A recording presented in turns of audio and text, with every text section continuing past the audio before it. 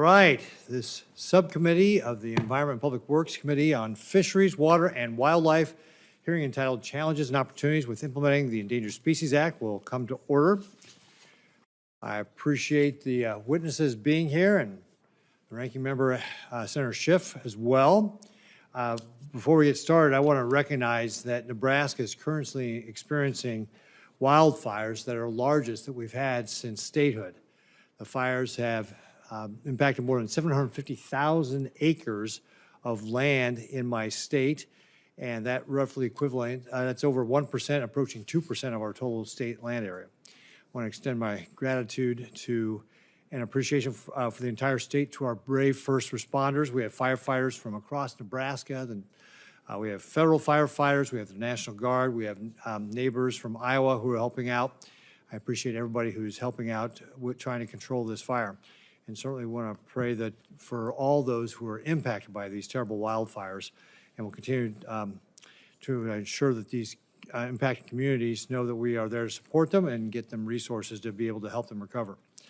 As wildfires spread throughout the U.S., rebuilding communities is a big part of the aftermath.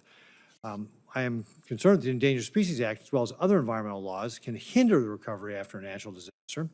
The Endangered Species Act, enacted in 1973, was written to conserve, protect, and ultimately recover endangered species. However, after more than 50 years, the actual recovery metrics for species raises concerns about whether the law is achieving its goal. Since the ESA was enacted, 57 of the more than 1,700 listed species have been delisted. That means roughly 3% of the species ever listed as endangered or threatened have recovered. And the U.S. Fish and Wildlife Service has reported that only 4% of the listed species are improving. A 3 or 4% success rate does not sound very good to me. The agency projected 300 species to recover by now, yet only 57 have met that benchmark. These numbers are concerning and raise concerns about whether the ESA is effectively delivering to recover species. The ultimate goal of the law is to recover species to the point that federal protections are no longer needed. Yet the available data suggests that the current framework is not consistently achieving that outcome. In many cases, the process has also created uncertainty that can delay or complicate infrastructure projects without creating significant recovery outcomes. In Nebraska, the list of species that we focus on include the pallid sturgeon, the whooping crane, the piping plover, the least tern, and the American burying beetle. Detecting, protecting, and recovering these species require state-led conservation efforts, and Nebraska is a great example of successfully implementing programs to do so. When I was governor of Nebraska, I led the Platte River Recovery Implementation Program. This program is considered a major success story for its collaborative basin-wide efforts between Nebraska, Colorado, and Wyoming, and the Department of the Interior to recover listed species in the river. It has successfully increased species populations, particularly the whooping crane, to historically high levels. However, this species still has not fully recovered. Overall, Nebraska's experience shows that conservation goals are most successful when implementation is collaborative, science-based, transparent, and predictable for all stakeholders involved. While all states represented on this committee have some local success stories, there are a lot of work that needs to be done to improve the implementation of the ESA. First, the focus should remain on recovery. The purpose of the ESA is not simply to list species, but to recover them to the point where federal protections are no longer needed. Efforts have been made to improve clarity in ESA implementation. For example, the U.S. Fish and Wildlife Service during this administration took steps to provide additional regulatory clarity by rescinding the blanket rule and providing clearer definitions of habitat. Another critical issue is transparency and accountability from the Fish and Wildlife Service. In Nebraska, state agencies collect data that is used alongside federal information to inform listing and recovery decisions. State experts often have the boots on the ground and a direct understanding of the local species and habitats. Improving coordination, communication, and transparency among federal agencies, states, and other stakeholders should be an essential part of ESA's implementation moving forward. Programs like the Platte River Recovery Implementation Program demonstrate that collective conservation can work, but similar models have not been consistently applied elsewhere. Ultimately, the ESA has not consistently achieved its intended goal of recovering species and removing them from federal protection. And Congress needs to be at the forefront of these discussions and improve the law that has created more regulatory uncertainty than tangible success. I look forward to a discussion from our witnesses on the Endangered Species Act and what opportunities, challenges, and policy recommendations are needed to better support species recovery. And now I'll recognize the Ranking Member Schiff, for his opening statement. Good morning, and thank you, Chairman Ricketts, for calling this hearing today. It's really a pleasure working with you on the subcommittee. And thank you to our witnesses for coming today and sharing your expertise. The Endangered Species Act, maybe more than any other law, represents the ideal of trying to leave the world in a better place than we found it. In 1973, Congress came together and observed that species were going extinct as a result of economic growth and development untempered by adequate concern and conservation. To address this, Congress declared that all federal departments and agencies shall seek to conserve endangered species and threatened species. It may surprise some to learn that this historic legislation passed the Senate by a vote of 92-0. We can't do that for anything other than a post office naming these days. The House agreed to the conference report by 355-4. President Nixon, a Republican, signed it into law. Can we imagine everyone coming together in such unison to pass legislation of that magnitude today? It's hard to imagine. But this is how serious the situation was in the 1960s and 70s in terms of species and extinction.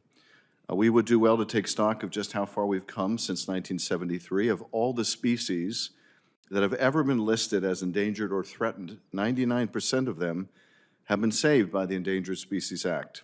That's a remarkable track record. The bald eagle, that proud, fierce symbol of our nation, is around today largely because of the Endangered Species Act.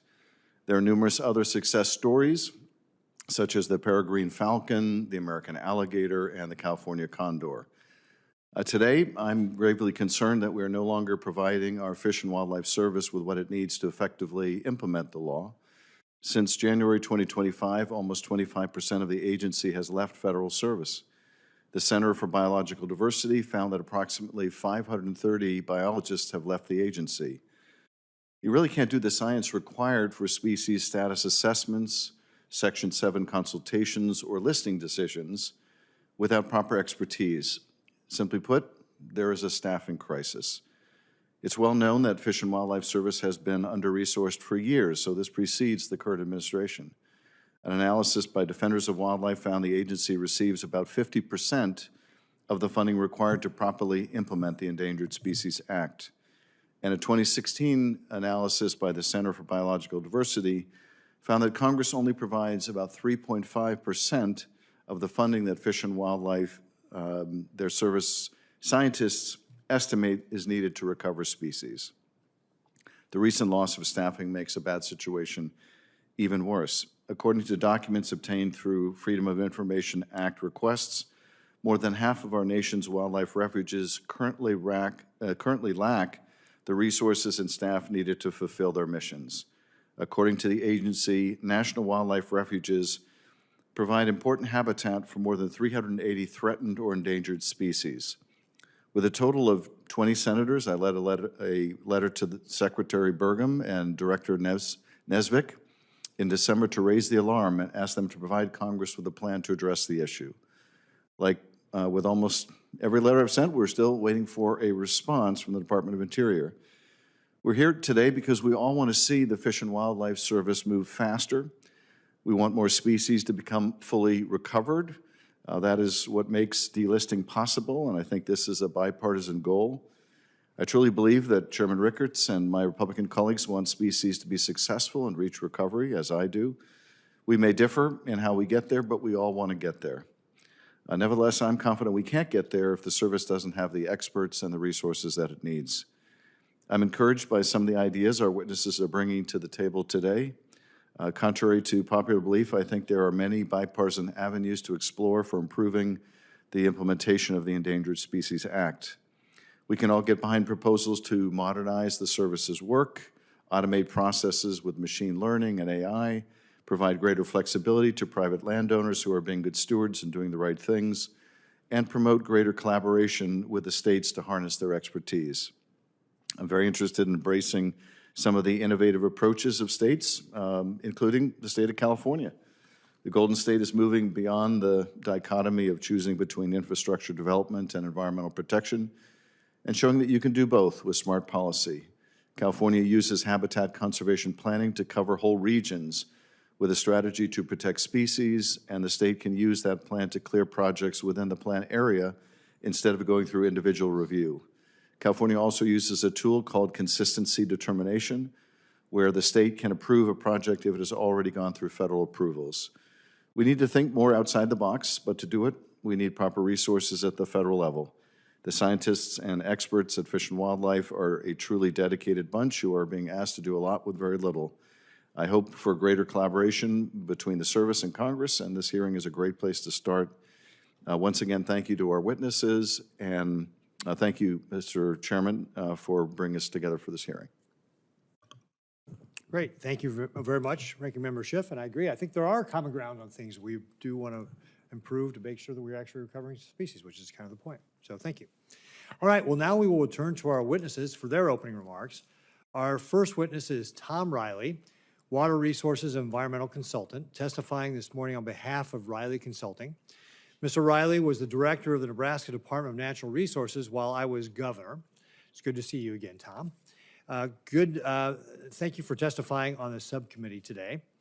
At the department, Mr. Riley oversaw statewide water allocation, permitting compliance, and stakeholder coordination across agricultural, municipal, environmental, and governmental sectors.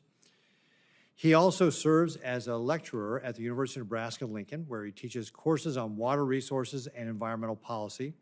His experiences implementing state-led conservation efforts, combined with his private experience and expertise and academic background, make him uniquely qualified, capable of speaking on the challenges and opportunities for ESA reform. Mr. Riley, you are recognized for your 5 minutes, again, 5 minutes to all the witnesses, 5 minutes, opening statement. Chairman Ricketts and Ranking Member Schiff and members of the subcommittee, thank you for the opportunity to come here today and talk about the challenges and opportunities for the ESA. My perspective comes from several roles, as Senator noted. I'm a professional engineer and I specialize in water resources and environmental restoration. I previously served as the director of the Nebraska Department of Natural Resources, where I represented Nebraska in interstate water management and collaborative recovery programs, including the Platte River Recovery and Implementation Program. I also teach college-level ecological engineering classes. From that perspective, many ESA challenges in the western United States are fundamentally systems management challenges, balancing river ecology, water infrastructure, and the working landscapes, those landscapes that support agriculture, communities, and regional economies, places where human use and ecological function must operate together. Across much of the West, species recoveries occurs where water is scarce and heavily managed. Large systems such as the Platte River and the Missouri River in Nebraska support irrigation, municipal water supply, flood control, hydropower, and navigation. ESA implementation therefore requires coordinated management across states and agencies. Nebraska's experience shows how ESA implementation can function effectively within these working landscapes when programs provide transparency and long-term certainty. One example is restoration of the eastern Nebraska saline wetlands and the habitat of the Salt Creek tiger beetle. These wetlands occur in soils that are difficult to farm and develop. Restoration has proven to be the most sustainable long-term land use, supporting species recovery while providing flood storage, ecological function, and open space for people. A second example is the Platte River Recovery and Implementation Program. This cooperative effort among states and federal agencies, water users, and conservation organizations takes a basin-scale approach. It combines habitat restoration, water management, and scientific monitoring across the river system rather than addressing ESA obligations project by project. Equally important, the program was structured with defined increments extending through 2032. That structure provided clear planning horizons and allowed states and water users to commit resources with confidence, with the goal to achieve a program that becomes one of maintenance, not continually looking for more. That planning horizon matters.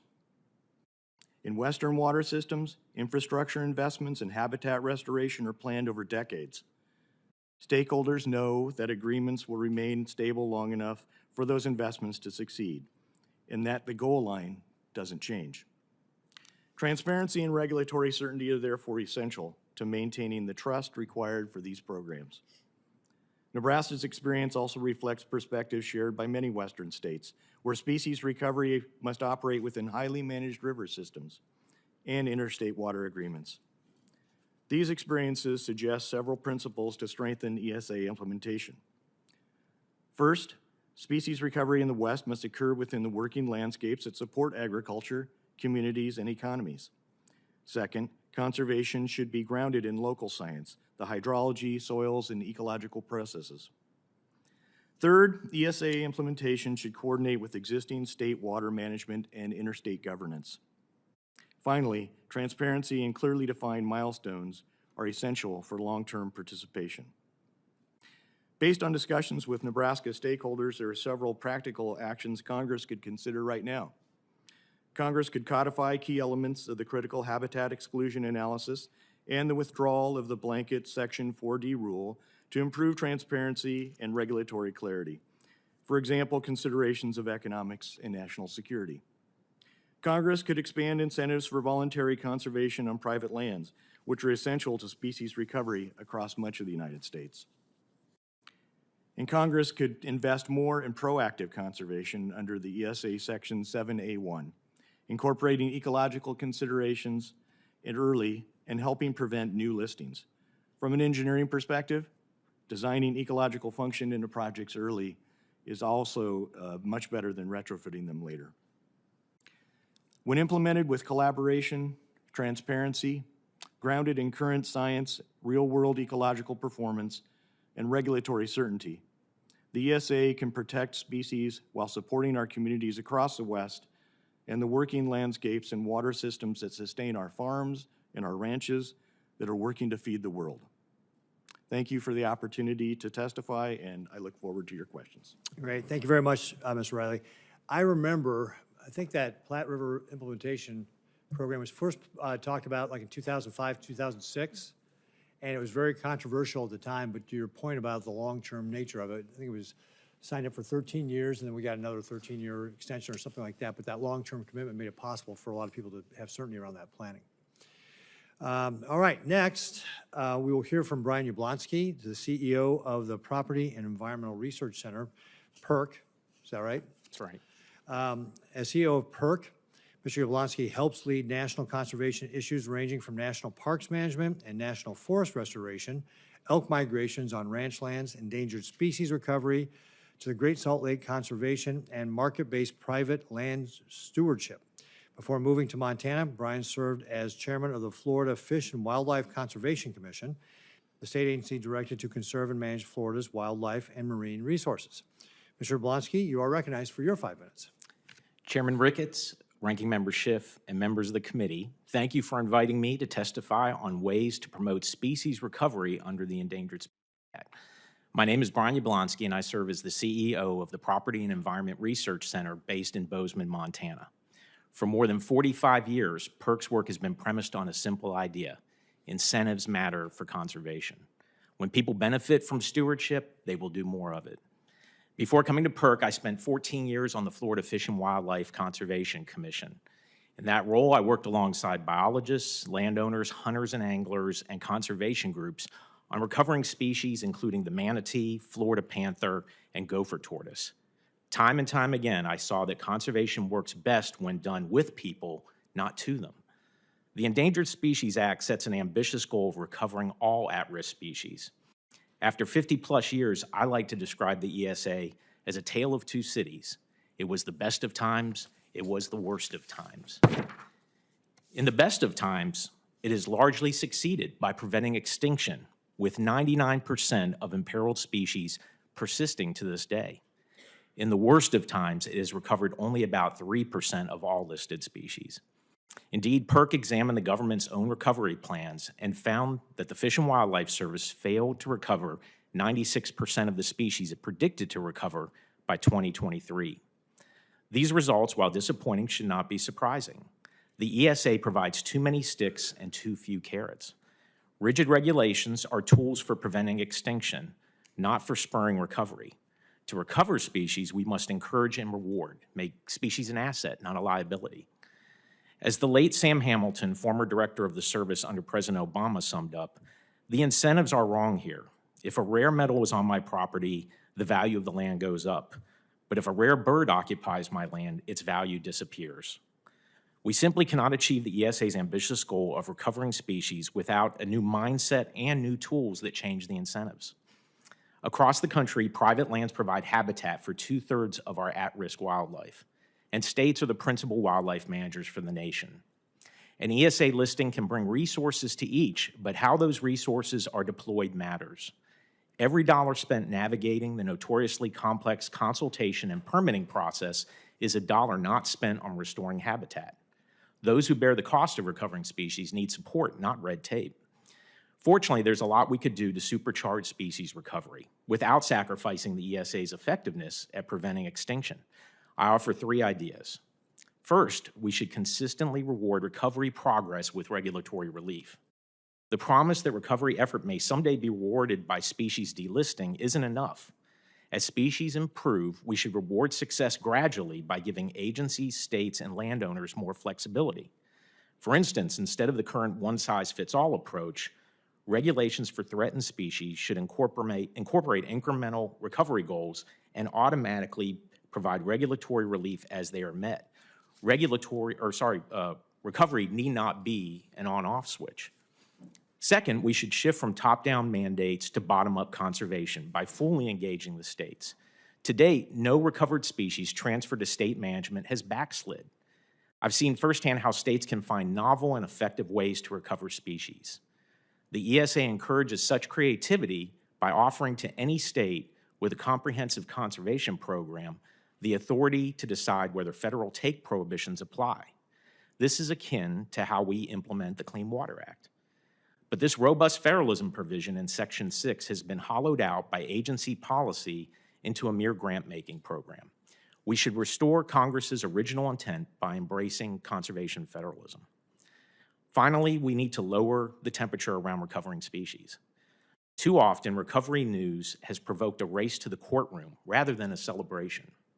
To fix this, we need a cooling-off period, requiring litigants to wait for the service to complete its post-delisting monitoring period. At the end of the day, conservation works best when it brings people together. If we align incentives, empower bottom-up conservation, and reward success, we can dramatically improve the recovery of imperiled species across America's landscapes. Thank you. Thank you, Mr. Yablonsky. Next, we will hear from Jake Lee. Mr. Lee is the Vice President of Conservation Policy at the Defenders of Wildlife. Mr. Lee previously served as the Assistant Director of the U.S. Fish and Wildlife Service's Ecological Services Program, which leads the agency's national work on endangered species conservation and environmental review of federal projects. Jake has also served in the Biden administration as a Deputy Assistant Administrator in EPA's Chemical Safety Office, where he worked with industry, environmental advocates, and states and others on chemical regulation. Mr. Lee, you are recognized for your 5-minute opening statement. Great. Good morning, Chairman Ricketts.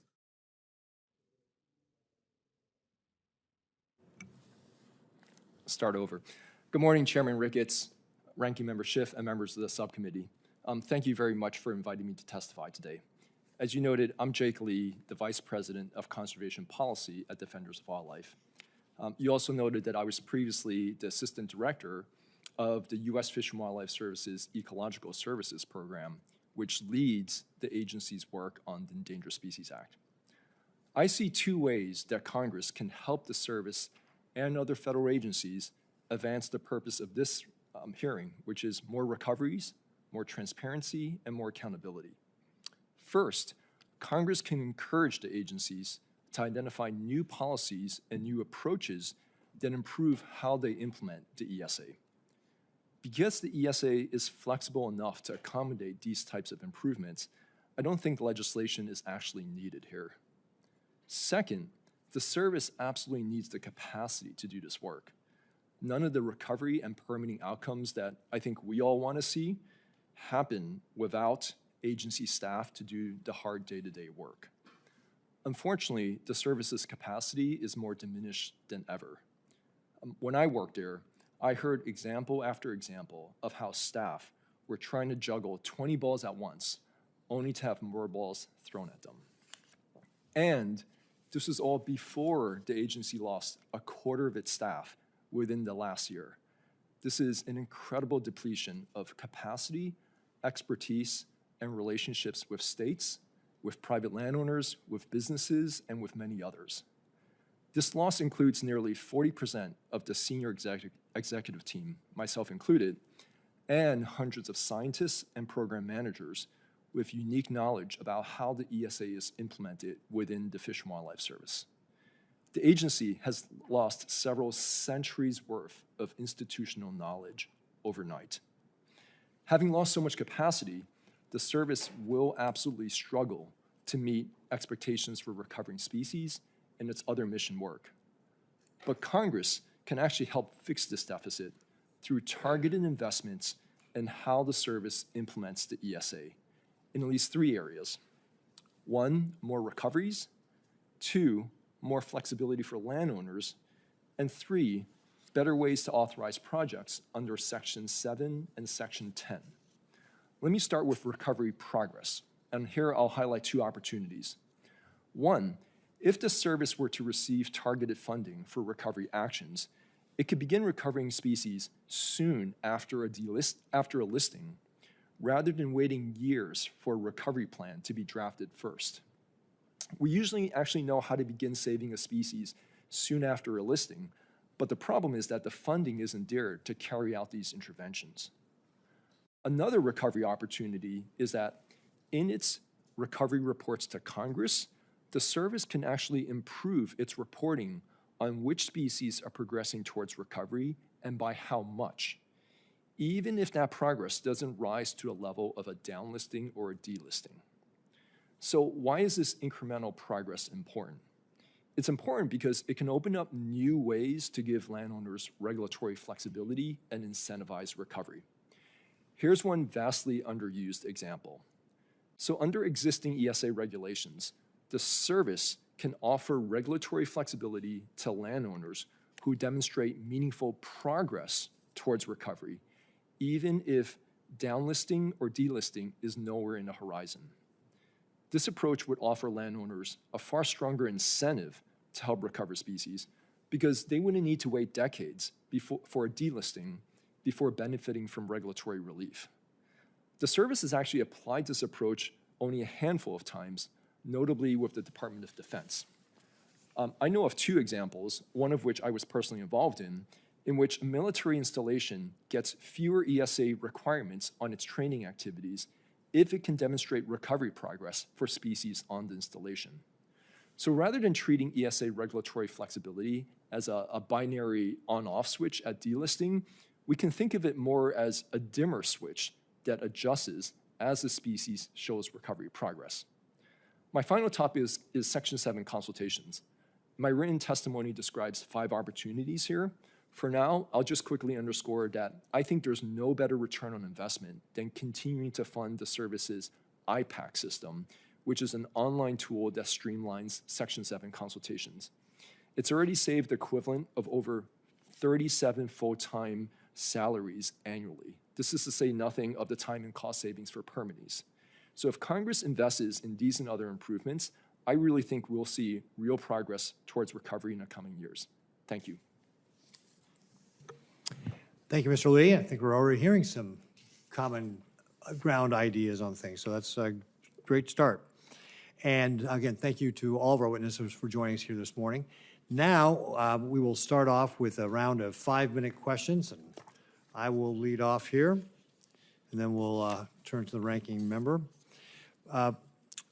Let's start with one of the challenges with the U.S. Fish and Wildlife Service is that decisions are often made without historical scientific data. In many cases, we simply don't have data that dates back 100 or 80 years. And for example, in Nebraska, the habitat of the American burying beetle has been difficult to find with certainty. The Endangered Species Act requires decisions that to be based on the best available science and data, But those decisions should not rely on speculation when clear evidence does not exist. This lack of evidence consistently defaults to regulation. In addition, agencies' interpretation of environmental baseline has created challenges.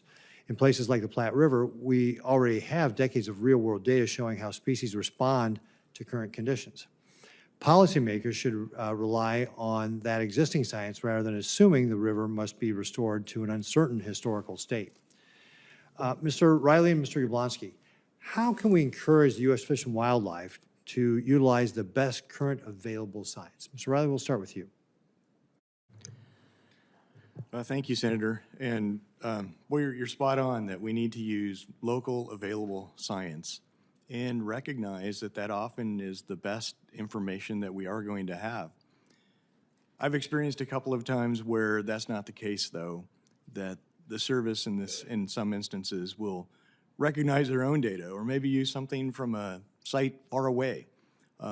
Because a lot of times the data is prepared by an applicant or the stakeholders themselves. And I think we need to then build on this transparency and trust and collaborate to make sure that that data is available and used in the decision-making process and not necessarily dismissed. So let me interrupt you there for just a second. So what you're saying is what your experience has been in the past is, say we're looking at something in Nebraska, the service is using data maybe from someplace else in the Platte River that is not Nebraska and applying that, saying, hey, these two things are similar. Is that accurate? I think that is accurate, and it's not good enough just to grab the latest and greatest paper somebody wrote if it's not applicable to the area that you're looking at. Yeah. These sites and rivers are very unique, and one of your other thoughts on the baseline issue, we need to really incorporate the idea of our landscapes are already built, especially in the West. They're highly managed, and those areas that include dams and other entities like that need to be considered. We just can't consider those as not being there in a baseline analysis. Yeah. Mr. Yablonsky. Yes, Mr. Chairman, I actually think that how the agency applies rulemaking and planning for species should be more science-based as well. We have something called the 4D rule. The 4D rule is the playbook. It's kind of the rules of the road for an individual species. But as you mentioned in your opening comments, if we apply that rule as a blanket rule, where just strict regulation is done across the board, it disregards, it kind of dismisses science-based recovery for species. The beauty of a more creative use of the 4D rule is to have tailored science-based rules for each specific species as opposed to applying sort of a blanket strict regulation across the board. And I think that's a way to encourage the agency to do more on the 4D side, especially for threatened species, is going to lead to more science-based decisions in the future. Yeah. Mr. Riley, I want to get back to something else you talked about. Talk about the environmental baselines, and have you run across situations where that's created some false assumptions? And what can we do to address that? What directives need to fix that? So one example, even though we've talked about how successful it is, the PRIP program. The Platte River implementation. The Platte River implementation program. We can't start with not recognizing that we have these working landscapes in place. And to be successful with these programs, that baseline has to recognize that if a project comes along, it can't be bearing the entire weight of what the baseline is. It has an incremental impact, not the impact that you have to go back to the baseline.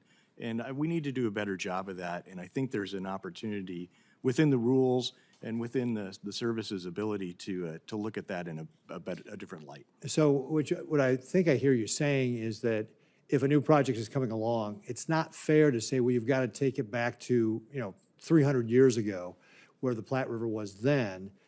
You need to think about where's the Platte River today and what kind of incremental impact is it making on the working lands that we have right now with the Platte River, not something that was 300 years ago, which frankly we don't even have the data for. And maybe a finer point that if a new project comes along, and it shouldn't have to bear the entire weight of that existing baseline condition, be compared to it. Its impact is incremental. It can't fix everything that's already been there for many, many years. Great. Thank you, Mr. Riley. Senator Schiff. Thank you, Mr. Chairman, and thank you for the testimony. Really very helpful. It seems like one area of overlapping interest and agreement is the idea of providing incentives and rewards for those rewards for progress with flexibility. And I wonder if we can drill down a little bit more on that. And Mr. Yablonsky, I'd ask you, what concretely do you have in mind? What kind of incentives? And Mr. Lai, I'd love to get your reaction to that. And then maybe at the risk of stirring a hornet's nest, is there any applicability of that idea to grizzlies or gray wolves? Or are we stuck in the binary delisting or not delisting debate? Yeah, thank you, Mr. Senator. I think you heard me say in my opening statement that recovery doesn't have to be an on-off switch. I can fully say I plagiarized that from Jake Lee next to me there, because I thought it was a pretty good way to look at life. I think one thing that can be done, delistings will happen or not happen, and oftentimes, especially in the case of grizzly bears or wolves, they get thrown to the judicial roulette wheel that exists out there. But alongside of that, we talked about the 4D rule being the sort of the playbook. You could establish a 4D rule with specific recovery goals, and as those recovery goals are met by state and landowners, you could shift incrementally more flexibility to the states and the landowners. And over time, as they're hitting those markers and more management authority is shifting to the states, by the time you get to the end, they'll essentially be delisted. They'll be managed as if they were delisted, except there would be sort of federal oversight through that graduated process. So it's not to diminish delisting, because delisting needs to occur, but I think of the 4D policy as almost an insurance for delisting, because delisting will go to courts and a lot of times they get knocked out. But a 4D, I think, is a more gradual path and can get you to the same place, and should be sort of the baseline for a lot of these species. And explain what you mean by 4D process. Yeah, the 4D process is again, it is the section of the ESA that actually establishes the management plans for each of the species. It tells the states and landowners what they can and can't do. And so if one of the challenges you have today is that recovery goals and recovery plans are often outside of the 4D rule. So if you put recovery goals within the 4D rule, there's more an incentive for states and landowners to respond to that, knowing that they could get some flexibility on the back end. Mr. Lai, does that sound good to you? Yes, as a general matter, I've written in the past about opportunities to use 4D rules to loosen some of the ESA regulations as species demonstrate progress. Let me also just highlight two other opportunities that complement the use of 4D rules. One is what I mentioned earlier, the use of Section 7 consultations, in particular for species on federal lands. I gave the example of the Department of Defense and how this winding down of regulatory requirements is working really well for certain military installations that are voluntarily helping to recover species. I think that approach could apply to more types of federal agencies and federal lands, including BLM, Forest Service, to create stronger incentives for those agencies to help recover species. The other example I'll offer is the use of what you mentioned earlier, habitat conservation plans, of which California has more than any other state. I can imagine approaches to habitat conservation plans in which, as a species moves towards recovery, the mitigation requirements in habitat conservation plans are more flexible, or the process for getting a HCP approved is more expeditious because the species is doing better. So you can imagine the need for less review, easier NEPA, and just easier permitting requirements as a species demonstrates progress. So to wrap up, there's a number of tools that the service actually has to do this. And Mr. Yablonsky, is this something to incentivize a program that incentivizes incentives and rewards? Is this something that requires a legislative fix, or is this something already fully within the discretion of the agency, or would legislative ideas help prompt the agency in that direction? Yeah, I think it's already existing in the law. This is something, as Jake Lee has mentioned, that the agency could do today. I remember having a conversation a couple years ago with a chief scientist at the Fish and Wildlife Service, and we were talking about legislation that could potentially encourage this or nudge this. And he said, but we can already do this. And I said, well, the point is you don't already do this. And so maybe there would be legislation needed to move this along, but it is within the authority of the agency to use this creative way to move the 4D rule. Thank you very much. Thank you, Mr. Chairman. Senator Capito. Thank you. Thank you, Mr. Chairman. It's nice to be here, and thank the folks on the panel and the witnesses.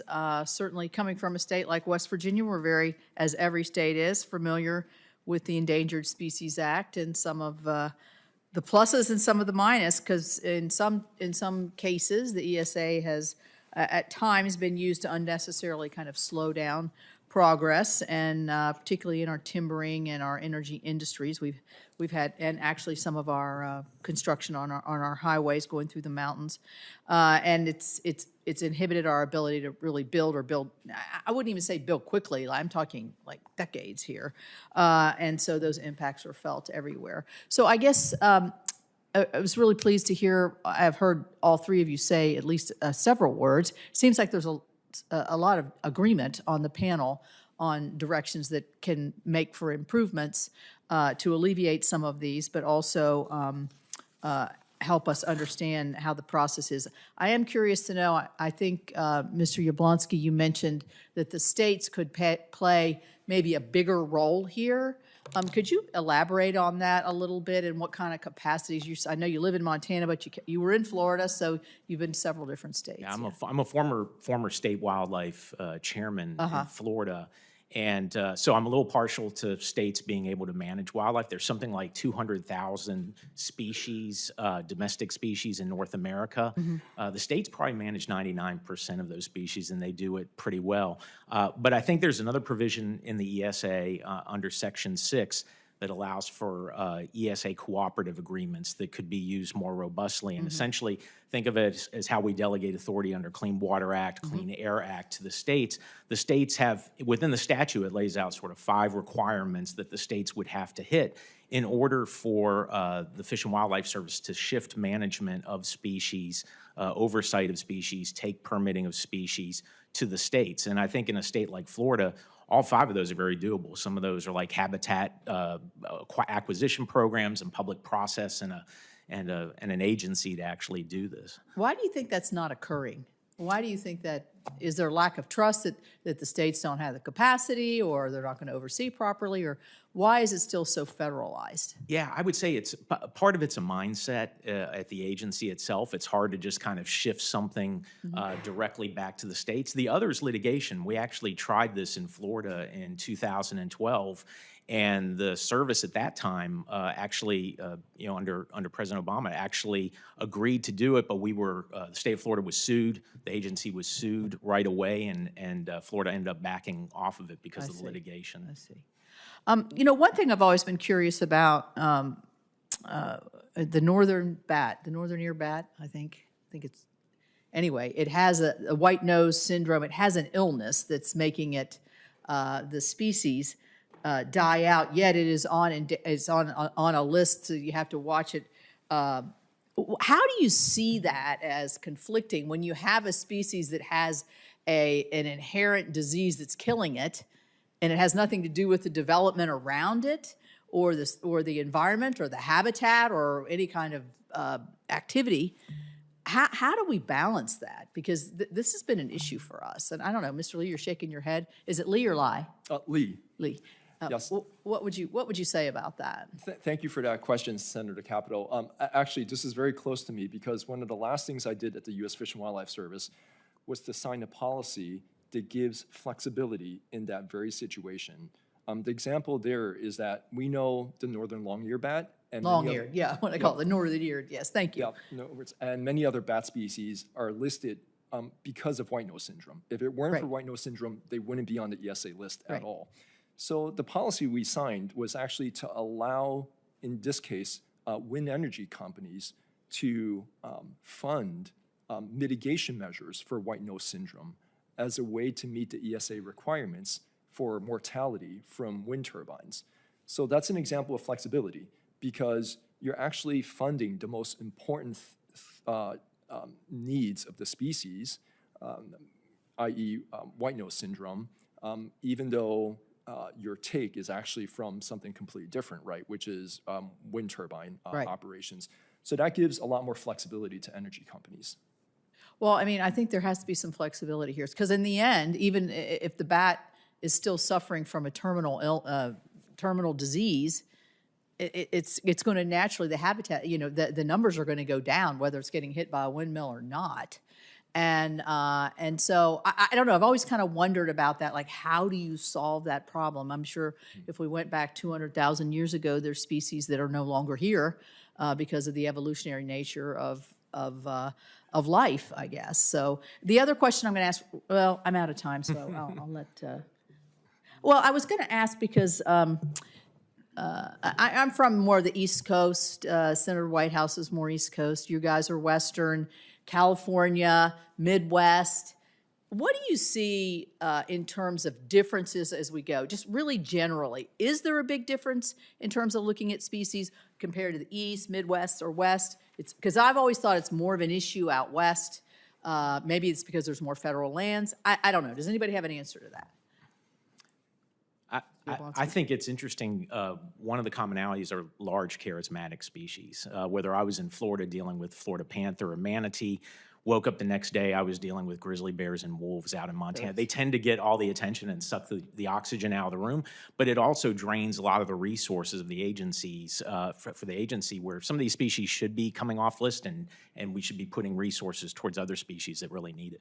Okay. Thank you. Thank you, Mr. Chair. Senator Whitehouse. Thanks very much. I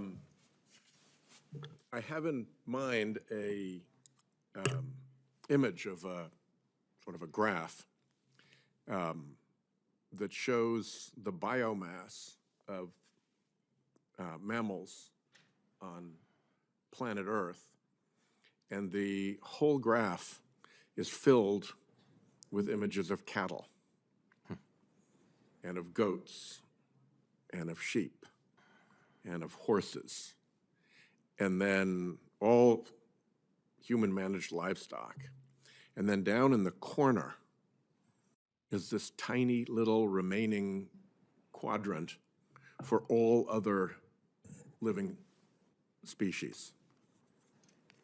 We're really running wildlife off of the planet.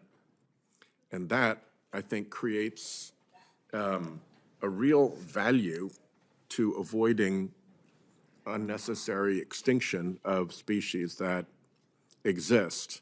And Mr. Lee, how successful has the ESA been at protecting species when they're listed? Yeah, I think it's been incredibly successful. I think there are hundreds of species that would be extinct by now without the ESA having been in place over the last 50 plus years. You think about islands like Hawaii that are at the epicenter of extinction, and without the funding and the protections of the ESA, I think we would have lost many, many species in states like Hawaii. And there's a tendency, and it's a particularly acute tendency in this building, to only see value in money and to look at any question in terms of how it can be monetized. It's hard to monetize the extinction of a species. How should we take into account just the moral and environmental value of not crushing that remaining tiny corner of wildlife that exists on our planet through extinctions, if there's no immediate monetary gain to somebody from that? Yeah, it's a great question. I personally think there's a lot of intrinsic value to all of the species that are protected under the ESA. And there are also, many of you have heard this before, the next possible cure for a disease, right, in a plant or an insect or a fish that scientists have yet to discover.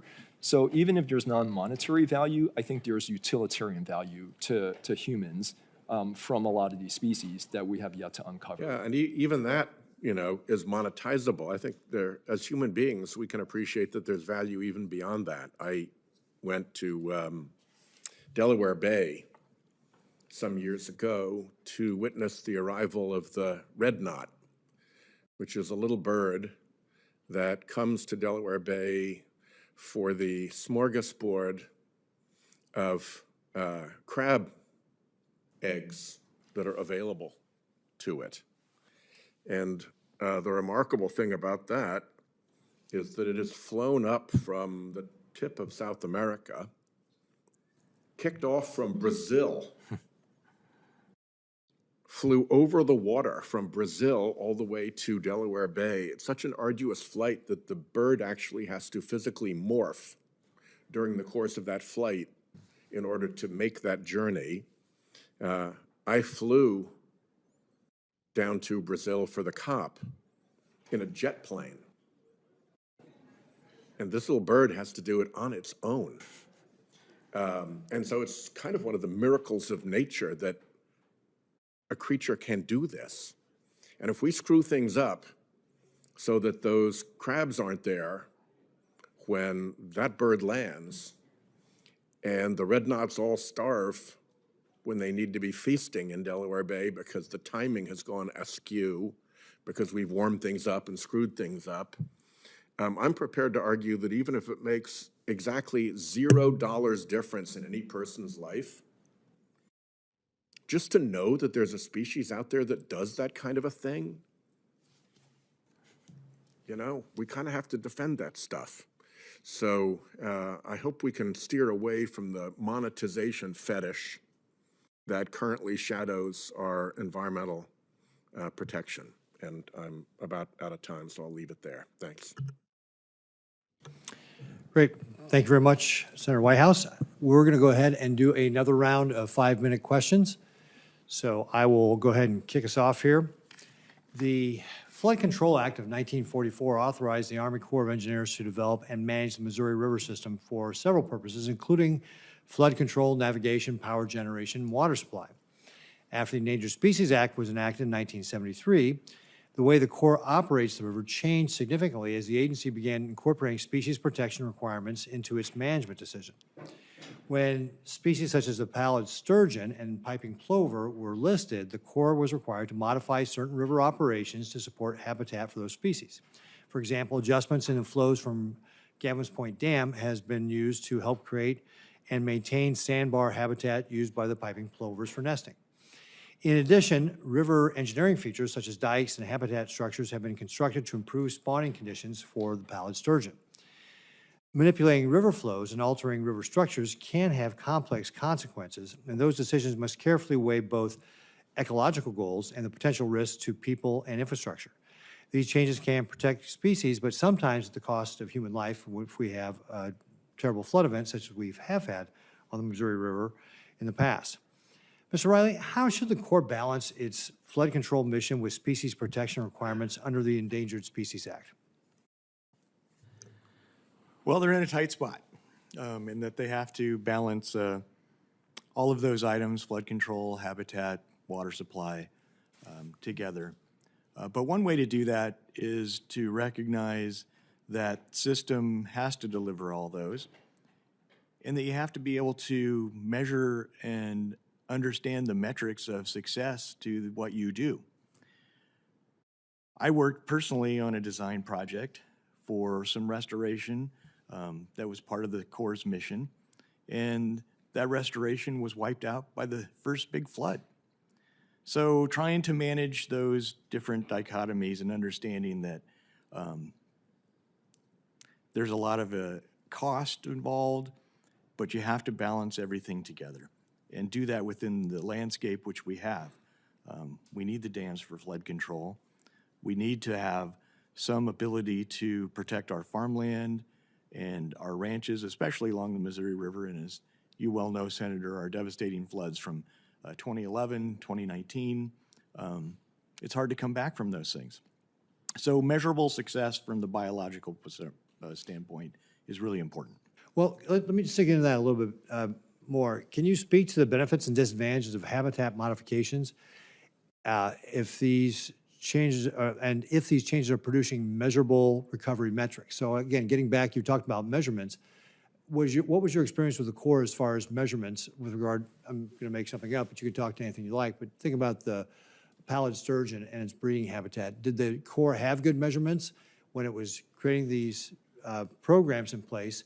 And were they able to measure what happened after those big floods? And just tell me a little bit about kind of your experience with regard to those types of metrics.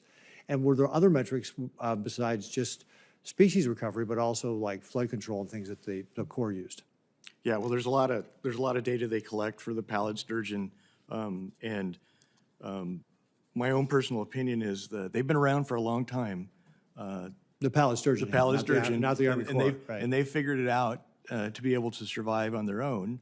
You don't see after a large flood a bunch of pallid sturgeon gasping for air like carp in a farm field. So they know when to move and when not to be there, and I think the data shows some of that element. But we continue to collect data, but I'm not sure if we're really deciding what we're doing with that data. I'm going to give you one example.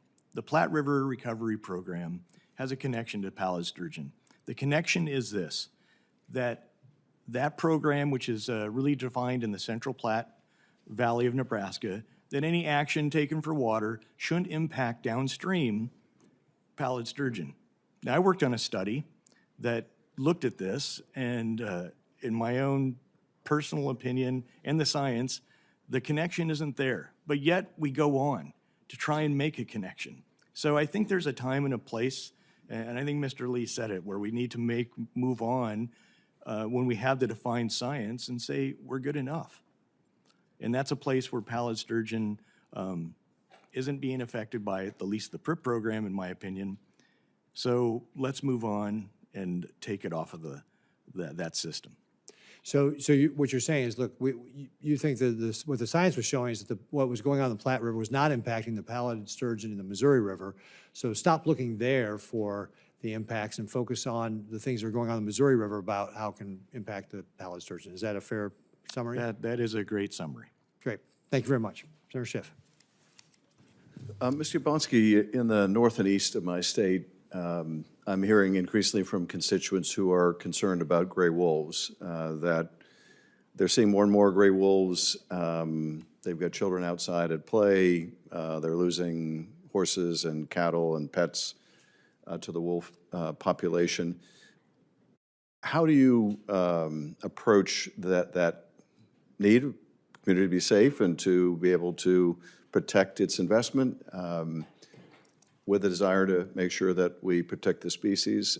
How should we approach this? How have you approached the issue? Yeah, thank you, Senator.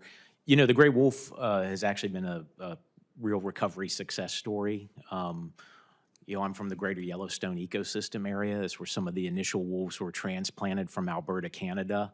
And they've thrived there and they've dispersed. We started with something like 1,000 wolves in America, and we're up to 6,000 wolves right now. But as those wolves move along, and as you recognize, there are costs that come with that, and the cost oftentimes relates to conflict, especially with cattle ranchers and livestock ranchers. Credit to organizations. One of the models we've picked up on is something Defenders of Wildlife.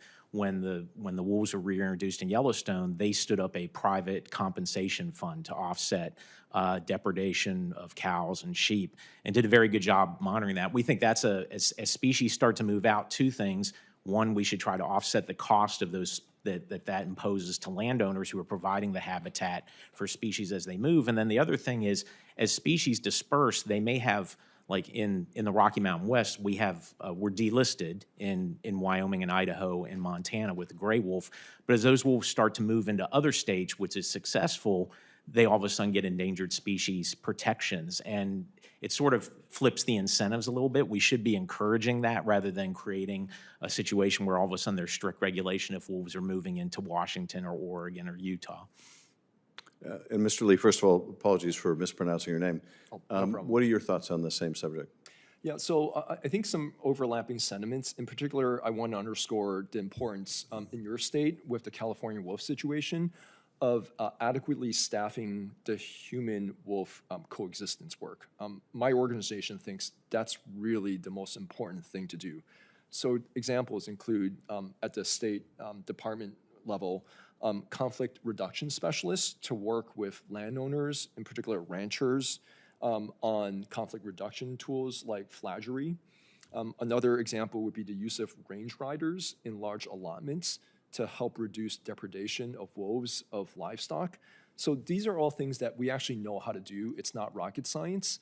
And the unfortunate killing of the 4 wolves last year, we think was largely because there wasn't enough funding and there wasn't enough deployment of these intervention tools early on. In other words, we know what to do, we just need a bit more money to actually get the work done immediately.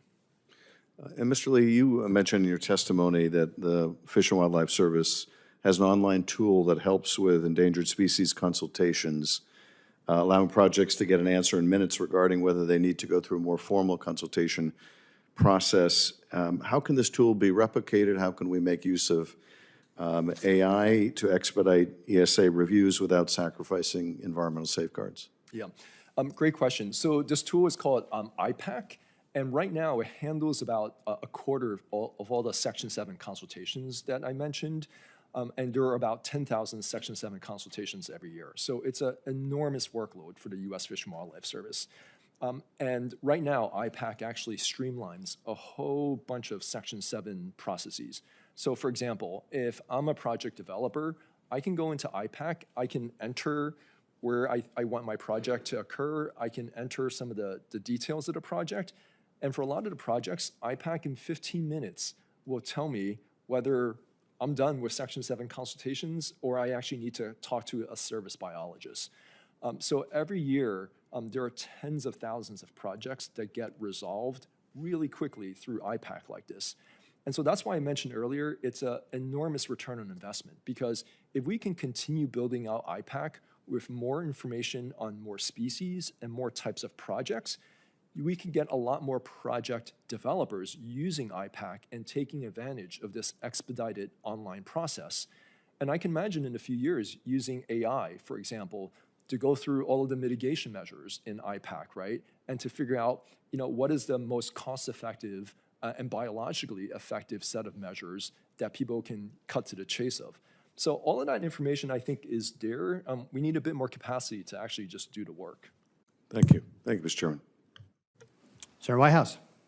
On the subject of resources for enforcement of the Endangered Species Act, what has happened during the Trump administration to those resources? I've heard stories of as many as 530 staff biologists either fleeing or being thrown out by what I call the doggy boys, or being fired and driven out of the agency. What's your report on what the staffing and funding and morale of the agency looks like right now? Yeah, it's a fairly dismal one. I'll put myself as Exhibit A of those hundreds of people. I believe I was illegally pushed out of the U.S. Fish and Wildlife Service at the start of this administration.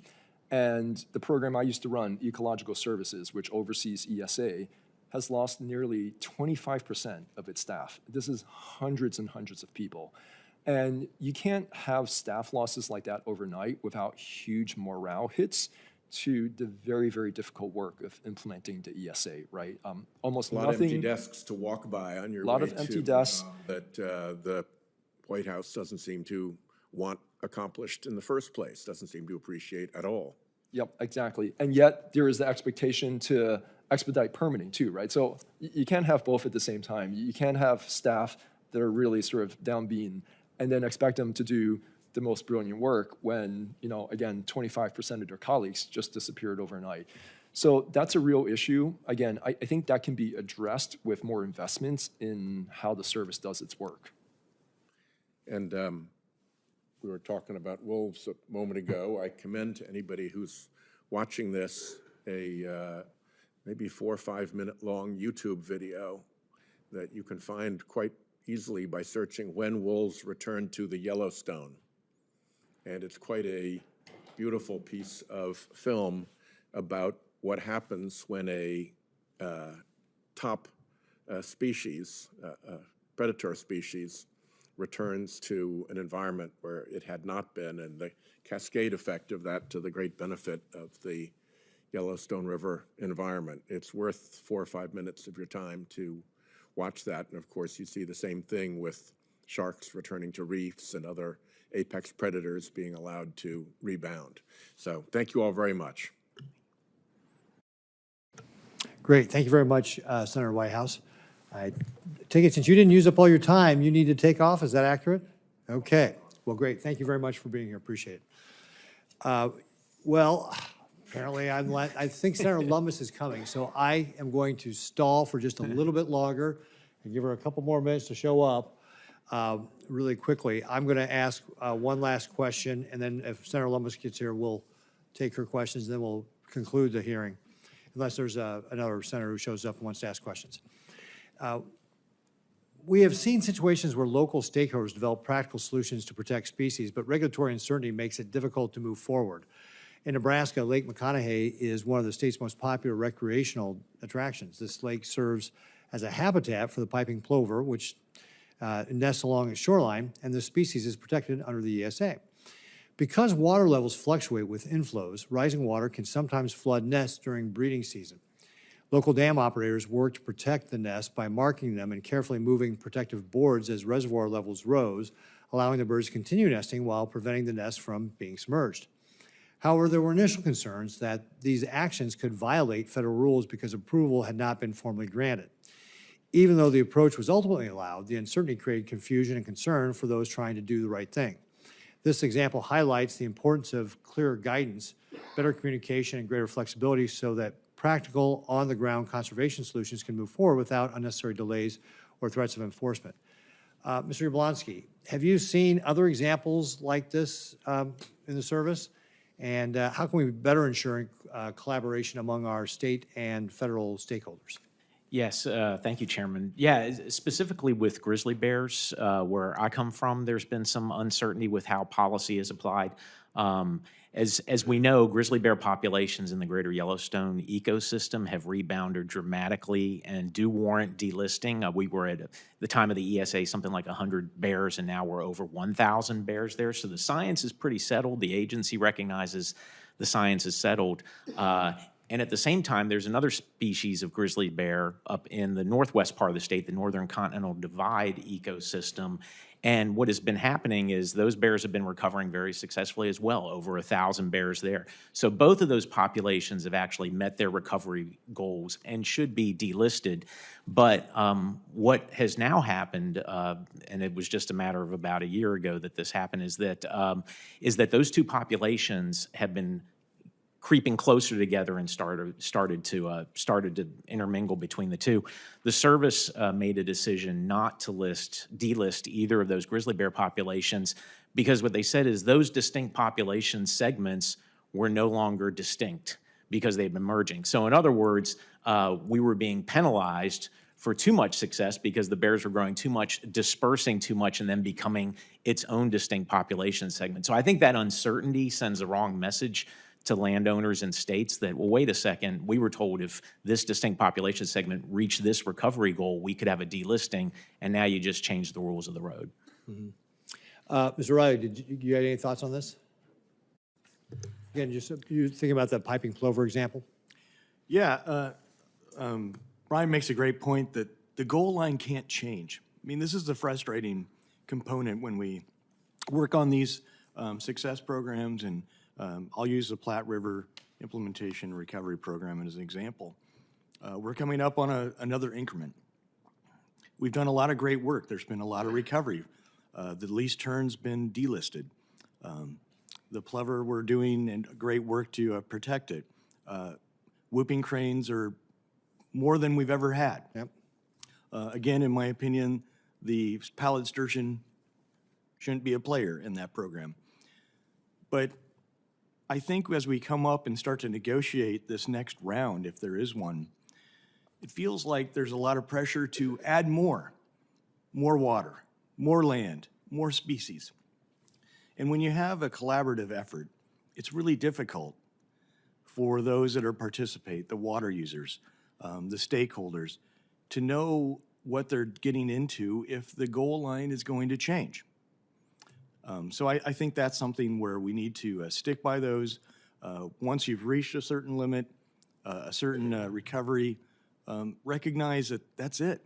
We've done our work and that we should be in a maintenance level for those programs. Mr. Lee, I know Senator Lummis is here, but I'm going to continue on for just a moment. Getting back to the example I used of that piping plover and putting up the boards to protect their nesting sites without having the okay from the Fish and Wildlife. What, you were there. What can we do to, again, here we got the power company trying to do the right thing to protect the nests, within the spirit of it, but not having the official sign off. Is there anything we can do to make sure that collaboration is such that they don't have to worry about an enforcement action afterwards to do the right thing to be able to protect that? Yeah, it's a great question. I'll say, I can imagine the service adopting more policies and guidance that streamline approval of these positive conservation actions. I know the service has been trying to do this for over a decade now in various regional offices, and it can only move so fast, right? So as more and more of these examples come up, I think the service is aware of them and can think about nationwide guidance, for example, in situations like this, to say, if someone's trying to do something good for a species and it's a positive benefit for the recovery, let's figure out a way to streamline the approval or almost make it automated. Yeah, great, thank you. Senator Lummis. Thank you, Chairman Ricketts, for assembling the subcommittee today. And thank you, witnesses, for being here to talk about the Endangered Species Act. Being from Wyoming, I know how helpless people can feel when Washington makes decisions to list a species as endangered or threatened, and then that species never comes off the list. In my office, we call those zombie listings because even if recovery goals are met, they remain on the list. A perfect example is the grizzly bear. The original goals when grizzly bears were listed back in 1975 was a target of 500 bears. And today we have over 1,100 grizzly bears. And the frustration of Wyoming ranchers and individuals is heightened. Every year, people are killed by grizzly bears in my state, every year, because they don't fear humans.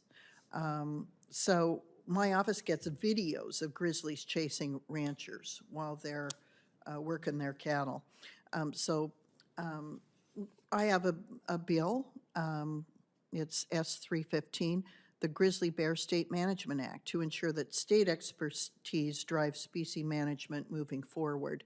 And I still think for grizzly bears that that's the appropriate approach. Then I want to pitch another bill that I have. And it's so simple, it just changes the name of the Endangered Species Act to the Endangered Species Recovery Act. Because our focus should be on recovery, not on listing, on recovery. And another issue that it's always kind of vexed me over the years with regard to the ESA is that certain science was viewed as paramount, and science that was generated at the state level was tended to be ignored. So that's where I want to take my first questions. And I want to pose these to Mr. Riley and Mr. Yablonsky. Welcome, gentlemen. Do you believe all the best available science should be included in ESA listings and delisting decisions? And do you think that's currently being done? So I'll start off. And I think in general, there's an appreciation to take into consideration what science is there. But I'm going to give a very specific example in my understanding of this issue in Nebraska. There's a power district near Columbus, Nebraska, that recently had to go through a biological opinion and had an order issued in the last decade or so. And there was science that the applicant had put together that clearly showed there was a concern about river temperatures in the Platte River. Clearly showed that there was no statistically different temperature downstream, so that there wouldn't be a challenge to that. Now, the service, in the end, disregarded that data, that local science that was conducted, and decided that there should be a temperature differential. And what this did was give the Fish and Wildlife Service, and this is my opinion as a former director of the state water management program, gave them their own water right to decide who and what got water. Now, that was a mistake. The first time that this rule was then implemented because temperatures downstream were too high, this owner of the of the system was not able to divert water. Water went downstream. That was supposed to make everything better. And in reality, it killed many, many fish because the temperature changed the wrong way. So the study was already done by the applicant to show that that would be the case, but it was disregarded in the final biological opinion in the rule that was set up. Was the final biological opinion written by employees of the U.S. Fish and Wildlife Service? That's my understanding, yes. Thank you. Mr. Yablonsky, any thoughts on this? Yeah, and to the credit of the agency, sometimes they get the science completely right. I think in the case of the grizzly bear, the science is spot on. And prior to delistings of the grizzly bear, of the Yellowstone grizzly in particular, those have really been sort of bipartisan science-based delisting. You've had both administrations from both sides of the aisle moving that forward. But what happens is there's a distinction between biological recovery and political recovery. And biological recovery is when the science says it should come off the list, which is in the case of the grizzly bear today. Political recovery is when special interest groups deem it acceptable to come off the list. And we haven't gotten there yet. And oftentimes the agency will move forward with the states with a science-based decision, but then you have a judge replacing his or her own opinions with the actual science that the agencies concur on. Yeah, great point. I wonder if it would be advisable to, once the science is set on a recovery goal, that as soon as that recovery goal is hit and then maintained for a period of a few years, that a species would automatically either drop from endangered to threatened or drop off the list entirely just as a ministerial function. Mr. Lee, what do you think of that idea? So I think the rulemaking process that's currently in place is still necessary, in particular to give states and the public an opportunity to comment. Because a lot of times the service gets the analysis right, and sometimes, it needs additional data from states and from others, right? So the rulemaking process is actually what allows members of the public to provide additional information that the service may not have. So I think it's really important to retain that rulemaking process. Well, Mr. Chairman, would you indulge me? Absolutely. Thank you. So what are the highest priority changes that could be made to improve the credibility of the act? And I pose that to anyone who wishes to take it on. Yes, sir.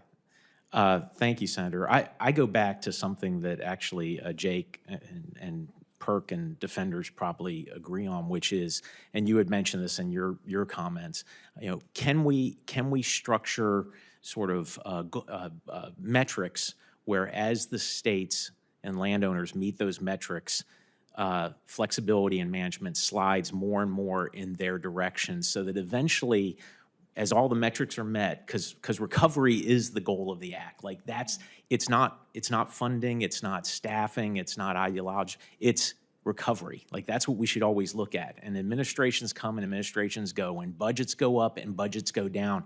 But that recovery number has been stuck at 3% for an awful long time. Yeah. So we have to change the incentives here. We have to do something different. We can't be doing the same thing we've been doing for 53 years. And I think taking the 4D rule that would manage species and having clear goals for states to meet, and as those states meet those goals, more management shifts to them. And at the end of the day, to your point, it would essentially be delisted because you would get there. You would hit all the check marks and be there over a period of time. Thank you. Mr. Riley, any comment on this?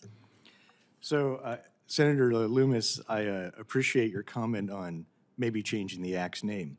One of the successes for the Platte River Recovery and Implementation Program is that it's that. It's not a restoration program. We're not trying to restore. We are trying to recover, and we've seen great great work in that direction through the collaboration and interest of stakeholders and the federal government and other folks involved, including NGOs. So I think focusing on that is really important. And when you get to that level and achieve it, your comments on checkmark, let's make it a maintenance program. This is exactly where PRIP is very close, the Platte River Recovery and Implementation Program, to being a maintenance program. And for your state, who participates in it, Yeah.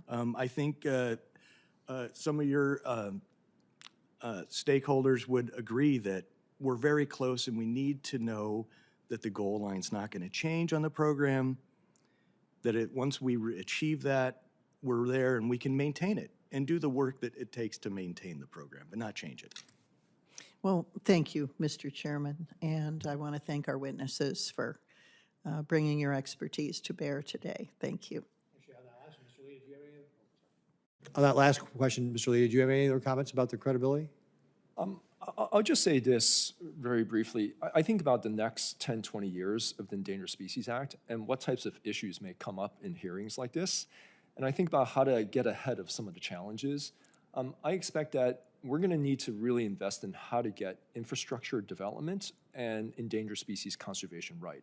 If I think about all of the energy, the transmission lines, the highway projects, the housing development that's going to happen over the next 1 to 2 decades, there will be tension with recovering endangered species. Yeah. So I think if we can really invest now in figuring out how to get mitigation right, how to, for example, conservation banks, right, where we can have actually private companies invest in the recovery of endangered species as a way to offset unavoidable impacts from energy development. I think that's one of the low conflict ways that Congress can actually help the service, help the American public get infrastructure done faster and better. So there's a number of ideas around Endangered Species Act authorization and mitigation that I think really would help lower the temperature over the next decade. Great. Thank you very much, Mr. Lee. Thank you. All right, with that, no further questions. I would like to thank our witnesses and all my colleagues for participating in today's hearing. Senators who wish to submit written questions for the record have until 5 p.m. on Wednesday, April 1st to do so. The witnesses' responses to those questions are due back to the committee no later than 5 p.m. on Wednesday, April 15th, and will be submitted for the record. With that, this hearing is adjourned.